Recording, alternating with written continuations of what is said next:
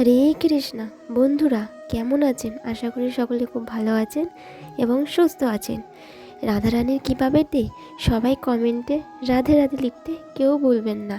আজকের ভিডিও হচ্ছে রাধারানী কাকে বধ করেছিলেন।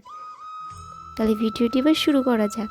একবার রাধারানী শ্রীকৃষ্ণের সাথে রাসলীলা করছিলেন। তখন কৃষ্ণ বলেন, আমি তোমার চোখে কাপড় বেঁধে দেবো, আর তোমার হৃদয়ে থাকা ভালোবাসা দিয়ে আমাকে খুঁজে বার করতে হবে।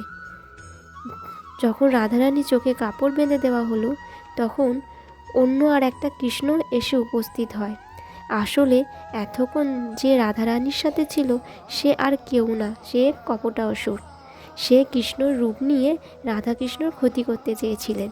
কপটা অসুর একটা শর্ত দেন যে রাধা প্রথম যাকে স্পর্শ করবে রাধারানী তার হয়ে যাবে, আর অন্যজনের মৃত্যু হয়ে যাবে। যার পুরো শরীর জুড়ে রাধা আছে, এই শর্তে কিভাবে হারবে সে রাধারানী? আর রাধারানীর শরীরে যে কৃষ্ণবাস, সেই জন্য কৃষ্ণর কপটাসুর সত্ত্বেই রাজি হয়ে যান। রাধার আত্মা যখন শ্রীকৃষ্ণ, তখন কিভাবে রাধারানী চিনতে পারবে না তার কৃষ্ণকে? রাধা কপটা অসুরকে চিনে নেয় এবং রাধারানী ময়ূরের পালক দিয়ে কপটা অসুরকে বধ করে।